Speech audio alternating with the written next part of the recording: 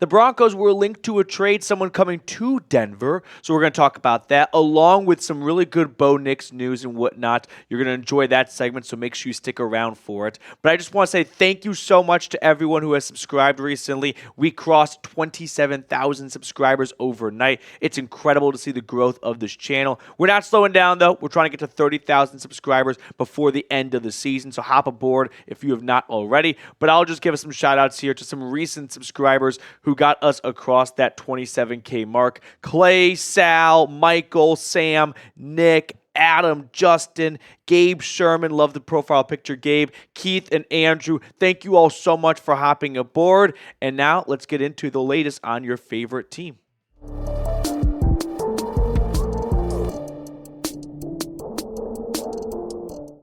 On yesterday's episode, we talked about a new ESPN report that came out with a couple of trade rumors for the Broncos and particularly some candidates to leave. Now we're going to talk about some people that could be coming to the Broncos if they decide to be buyers at that Tuesday, November 5th NFL trade deadline. Here's what Jeremy Fowler wrote in his recent write-up on what he's hearing. It wouldn't shock me to see the Broncos comb the market for a pass-catching running back. Coach Sean Payton has always coveted those change of pace backs, which harks back to the Darren Sproles days. Jeremy, you are describing a running back on this team. That is Jaleel McLaughlin. Now, I won't argue that the Broncos running backs could be much better this year, that they have been, up and down, underwhelming by and large halfway through the season, but if we're talking about going out and getting a pass-catching running back because that's what Sean Payton wants, he's got that in highlight reel Jaleel. Now, is it where he would like it to be? No, probably not. I won't disagree with that. But I don't think that he is looking to find a pass-catching running back. I think, if anything, he is just looking for an improvement at the running back position because we had a stretch there where it looked like Javonte Williams was starting to get going, and then the last 2 weeks or so, really just last week, so maybe I'm making too big of a deal out of one game. It felt like all the progress that Williams had made, we were looking for a big 100-yard performance, breakout game, bad Panthers defense, and we just didn't really get that. And maybe that's just because Bo Nix and the air game were going so well, no reason to break that up, but I think we can all agree that we are all looking for a little bit more from the running back position. So, if the Broncos do want to trade for a running back, I don't think it's because they want a pass-catching running back. I think it'll be because they just want a better running back than what they currently have. Here are 5 running backs to keep an eye on: Travis Etienne, James Conner, Devin Singletary, Chuba Hubbard, and Zack Moss. These 5 backs are either on teams that are going nowhere this year, like Chuba Hubbard or Travis Etienne, or they are guys that could be pretty enticing for a team trying to go on a run or just not really finding a good role on their squad, like Zack Moss, who's kind of being phased out for second-year back Chase Brown. But one player that catches my eye the most, it's got to be the former first-round pick, Etienne, for the Jags. He's kind of checking all the boxes here. For one, the Jags aren't going anywhere this year. They've already traded 2 starters away. 2, he's not really having a great season. 230 yards, 4 yards a carry, 91 yards through the air, but just not really living up to his 2023 numbers. And then 3, they've got someone they might like more at that position, Tank Bigsby, all-time name, by the way. But I'm not convinced that after a 5-3 start and beaten up on a combined 3-win teams between the Saints and Panthers, the Broncos feel like this is the time to go out and get not an expensive running back. Like, I think expensive running back at the trade deadline would be Christian McCaffrey. He was traded for a 2nd, a 3rd, and a 4th, I believe.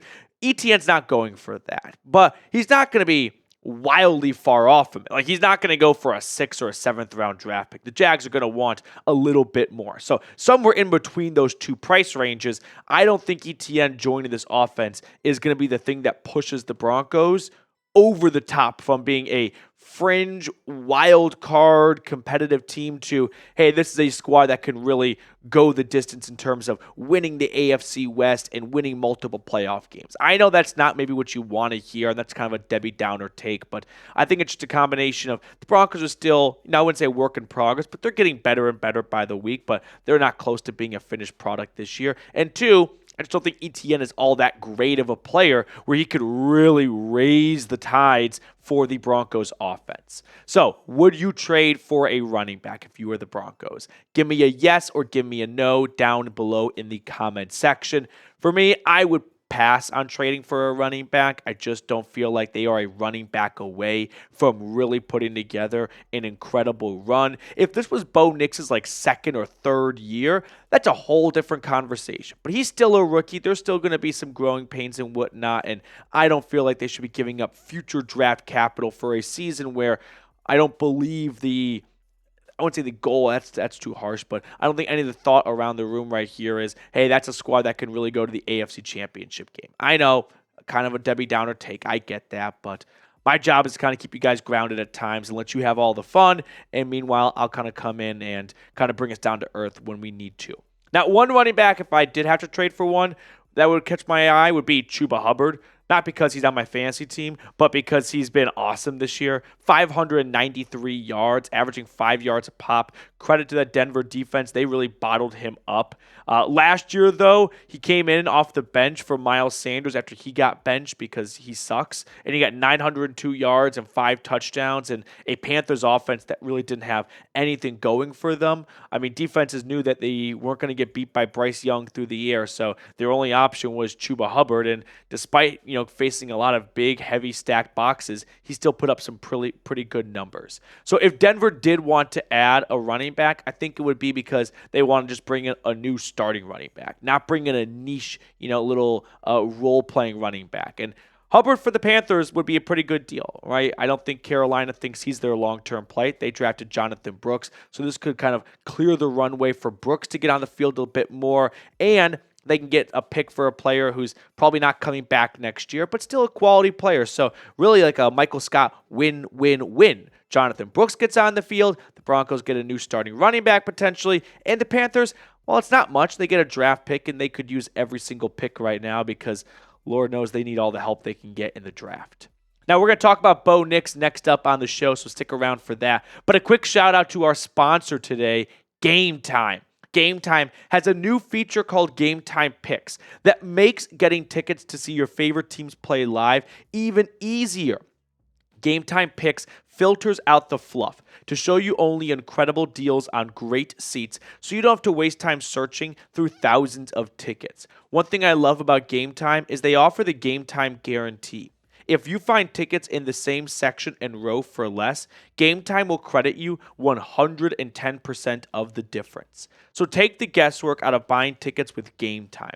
Download the Game Time app, create an account, and use code CHATSPORTS for $20 off your first purchase. Terms apply. Again, create an account and redeem code CHATSPORTS for $20 off. I put all that information in the comments and description of today's video. Download Game Time today. What time is it? Game time. One last thought I have on the trade segment of today's show. Week 9 against the Ravens will be a huge deciding factor as to whether or not the Broncos want to be aggressive at the trade deadline. If they can win, for starters, that shows that they are really legitimate in terms of competing with the best of the AFC, knocking off the Ravens on the road. But even if they don't win, if it comes down to a Justin Tucker 55-yard field goal to walk it off, the Broncos sure don't want to take a good loss or a moral loss, but they can walk out of there thinking, wow, we really showed the entire National Football League in a game that's really nationally broadcasted across the entire country on CBS. We can go toe-to-toe with the best of the bunch. So we'll see what the Broncos do at the trade deadline. They have been known to make some moves as of late. A couple of years ago, Bradley Chubb to the Dolphins, Jacob Martin from the Jets comes over, of course, Von Miller to the Rams, and then some receiver trades before that. So the Broncos are no strangers to wheeling and dealing at the NFL trade deadline. Now let's switch gears and talk about Bo Nix. Nix was awarded Offensive Rookie of the Month in the AFC. An incredible honor for him and an incredible achievement because there have been some really good quarterbacks and rookies this year in the NFL. So great for him, Offensive Rookie of, I don't even know if it's just AFC. I think it's just general Offensive Rookie of the Month. And if you look at the growth from Bo Nix weeks 1 through 4 through weeks 5 through 8, it's awesome, but it's also not really terribly surprising.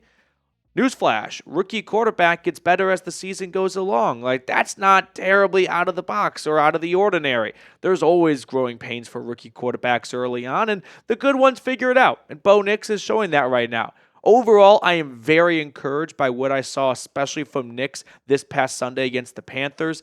I know it's a one-win Carolina Panthers team, but they're paid athletes too. They're very good. And Bo Nix carved him and diced him up. So let's do a little film review here. We're just going to cycle through a couple of these pictures. I'll tell you guys when we can go to the next one. But this right here is a nice gain to Courtland Sutton over the middle of the field. But look at Nix on the right. He's got a free rusher running straight at him.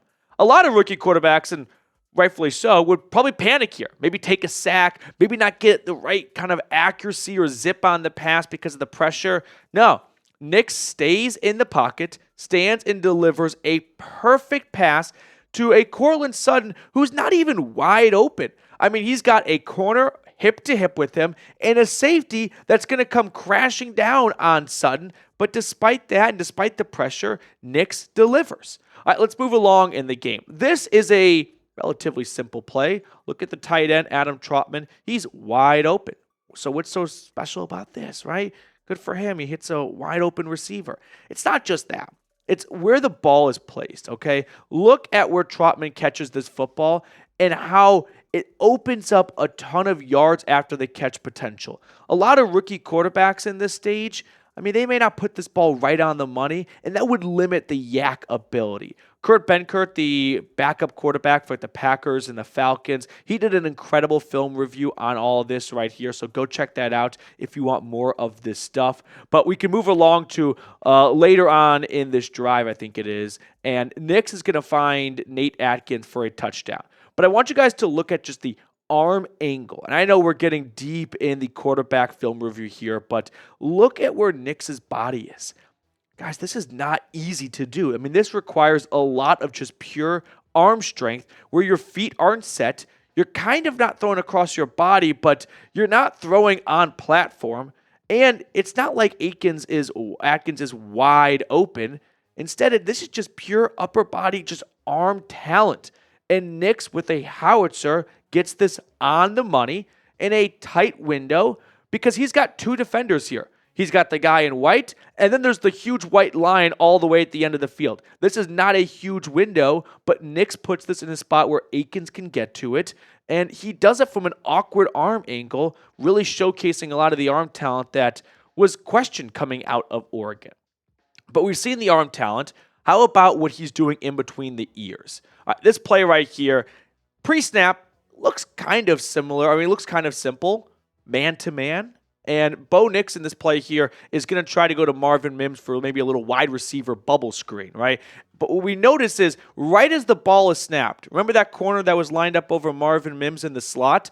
Well, he's now blitzing. We've got a DB blitz. So Nix decides, all right, that's probably not going to bode well if they kind of just do a little bit of a rotation, which is exactly what Josey Jewell does. Jewell's going to slide over as the DB comes blitzing down. So, really, this is not a great look for Mims because when he catches this football, I mean, just look at what he's facing. He's got Josey Jewell coming right at him. So, what does Nix do as he's, by the way, staring right at Marvin Mims? So, clearly, that is the number one read in this progression. He kind of calls an audible in his head, and he finds Adam Trautman running down the seam, and look at where he throws this ball. I mean, this is a pass that's either going to be one of two things. It's either going to be an incredible catch, which it was, kudos to Adam, or worst case scenario, it's an incomplete pass, and it's 3rd and 5 from the 19-yard line. But Nix puts this ball in a spot where the defender can't get to it, and the worst possible outcome is it's an incompletion. And that's a play where pre-snap, hey, we're going to go to Marvin Mims on a little bubble screen. Oh, snap. The Panthers threw something at us that we didn't really expect to see. They blitz the DB. They slide a linebacker over. I don't like that. I'm going to go deep to my tight end. If he catches it, awesome. If not, say la vie, it's 3rd and 5. So Bo Nix this year, he is really starting to catch up to what was perceived to be the early frontrunners for the NFL Rookie of the Year. I mean, he's got some ground to make up a little bit on Jaden Daniels, but we're only halfway through the season, and if he plays the rest of the way like he did in the month of October, I think Nix is going to really start to emerge as a serious candidate to be more than just Offensive Rookie of the Month. He could be in serious contention for Offensive Rookie of the Year. So, name a random Broncos player for me. This is always a fun kind of exercise to do from time to time because I love seeing how deep in the bag you guys can get here. Now, I don't want to see a Peyton Manning or a John Elway in the comment section. I want to see like a Ronnie Hillman. I want to get you guys deep in your Broncos random player knowledge. So scroll on down and give me the most random player you have. Before we sign off, I just want to show some love to the Blue and Orange Club. Appreciate you guys for being so supportive of the channel. Slap Yourself, I Don't Give a Buck, John Emery, Anthony Mastasis, Bobby Leglocks, Rick Callister. Appreciate you guys so much for supporting us here at the Broncos Breakdown. If you enjoyed today's episode, make sure to give us a like, subscribe to the channel, and I'll see you guys later.